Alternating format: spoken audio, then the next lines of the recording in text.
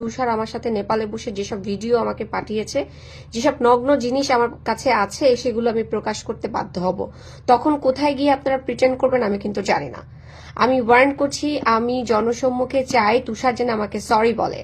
এই তুষারের উদ্দেশ্যে আমি বলতে চাই এবং এনসিপি যারা আমাকে নিয়ে নোংরা খেলায় মেতে উঠেছে তাদের উদ্দেশ্যে আমি বলতে চাই, আপনারা যদি এই মিথ্যা প্রচারণা থেকে বিরত না থাকেন তাহলে আমি বাধ্য হব তুষার আমার সাথে নেপালে বসে যেসব ভিডিও আমাকে পাঠিয়েছে, যেসব নগ্ন জিনিস আমার কাছে আছে সেগুলো আমি প্রকাশ করতে বাধ্য হব।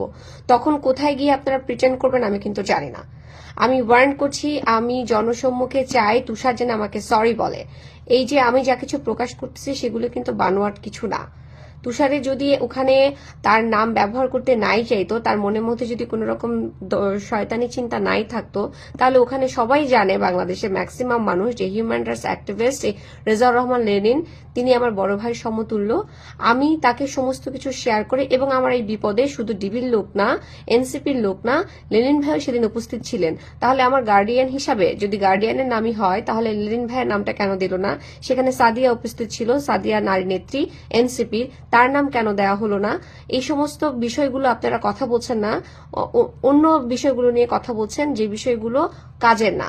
যদি আপনারা আমাকে সরি না বলেন, দুঃখ প্রকাশ না করেন, ভুল করেছেন সেটা স্বীকার না করেন, তাহলে আমি বাধ্য হব আমার কাছে তুষারের যে সমস্ত ভিডিও এবং ছবি আছে সেগুলো প্রকাশ করে দিতে। Thank you so much.